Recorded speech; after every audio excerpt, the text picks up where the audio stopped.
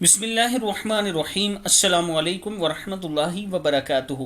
عابد راجہ channel کی طرف سے آج میں اپنے دوستوں کو رسول اللہ صلی اللہ علیہ وآلہ وسلم کا ایک بہت ہی پیارا فرمان سناؤں گا۔ آپ دوستوں نے اس پر ضرور عمل کرنا ہے۔ ایک شخص نے عرض کی، یا رسول اللہ صلی اللہ علیہ وآلہ وسلم، دنیا مجھ سے پھر گئی، رزق تنگ ہو گیا۔ آپ صلی اللہ علیہ وآلہ وسلم نے فرمایا، تم فرشتوں کی تسبیح پڑھا کرو، اس کی برکت سے رزق بڑھتا ہے۔ وہ تسبیح یہ ہے کہ صبح کی نماز سے پہلے یا بعد 100 دفعہ سبحان اللہ وبحمدہ، سبحان اللہ العظیم وبحمدہ، استغفر اللہ پڑھا کرو۔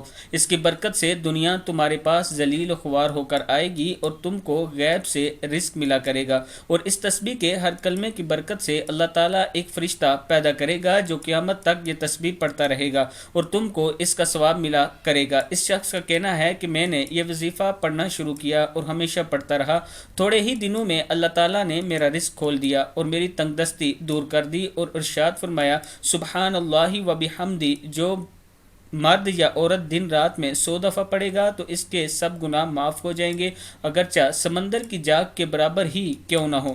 میں اپنے دوستوں سے گزارش کروں گا کہ یہ تسبیح صبح و شام پڑھا کریں۔ السلام علیکم ورحمۃ اللہ وبرکاتہ۔